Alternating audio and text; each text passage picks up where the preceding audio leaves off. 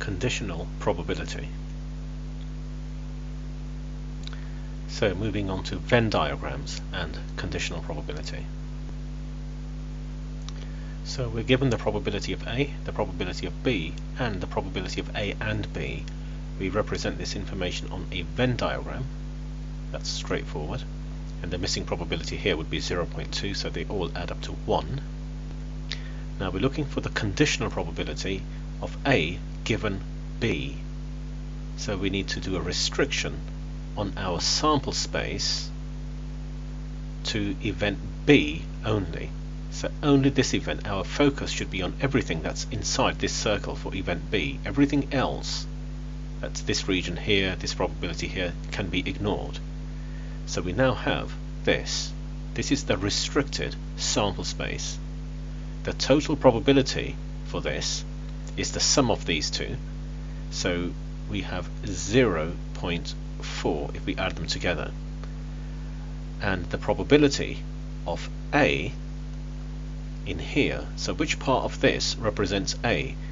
Now event A was this in the original diagram, and this region was part of event A, which is right here, and that region has a probability of 0.15, so it's 0.15 over the total probability of this restricted sample space, and then we can simplify to 3/8.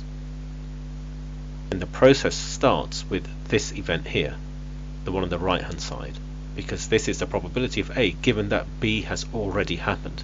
B happens first. There's an order. That goes first, that goes second. It's got nothing to do with the letters or the alphabetical order or anything. Ignore all of that. It's always the event on this side that goes first.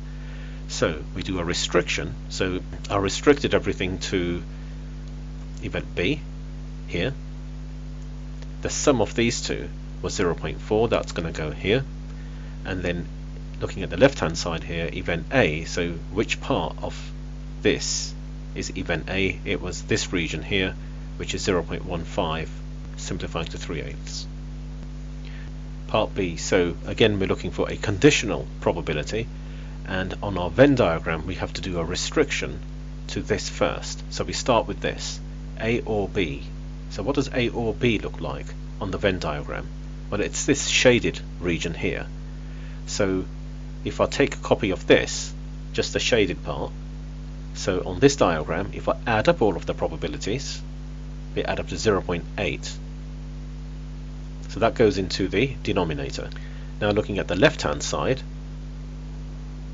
this part here, this circle, represented event B on the original diagram, and the probability for this region is 0.4, and then we can simplify this to a half. Part C, again we're looking for a conditional probability. So on the Venn diagram we have to do a restriction, and we have to look at everything that's not B. So basically take the original Venn diagram and remove B from there completely, because it says not B. So this is our restriction, the restricted sample space, and the probabilities that we see on here are 0.4 and 0.2. Add them together, they go into the denominator. So now we're looking for the numerator in our probability here, and it's based on this event, the one on the left hand side. So on the diagram here, which part is not A? What does not belong to A? Now this probability belongs to A. This is the only one on the diagram that does not belong to A. That goes here. So we can simplify to 1/3. For further practice, try these questions.